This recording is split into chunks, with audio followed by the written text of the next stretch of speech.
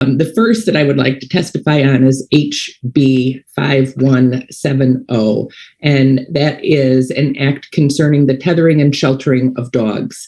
This bill essentially mirrors legislation that passed the House in 2018.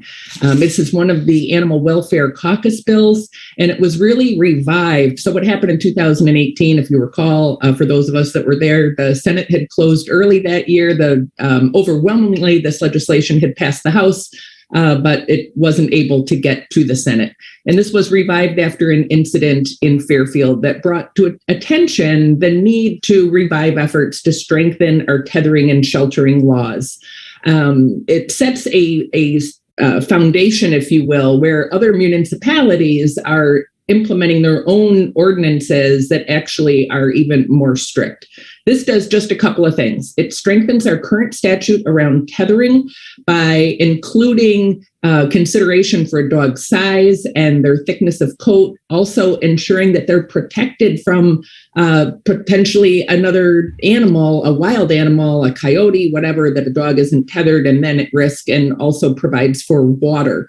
It also provides for adequate shelter and provides the definitions for that. And the language of this bill really mirrors what was passed in 2018. And that was developed specifically, I believe, with the Sportsman Caucus in mind. So this is not about individuals who have sporting or working dogs. It's recognized that there is a huge investment of time and money and training for those dogs. Those owners, and perhaps like yourself, certainly my nephew, understands the importance of providing them a safe and adequate shelter. What this is really about is addressing irresponsible dog owners.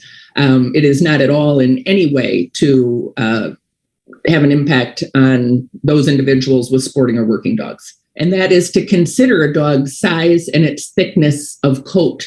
That is definitely a consideration that wasn't in our prior or our existing statute, but still the determination is left up to the local animal control officer, right? They're all individual people and people interpret things differently. And what I'm not 100% on, but I would hope, right, when we pass laws in the legislative body that change the way somebody needs to work, that there is that communication and training as a part of that.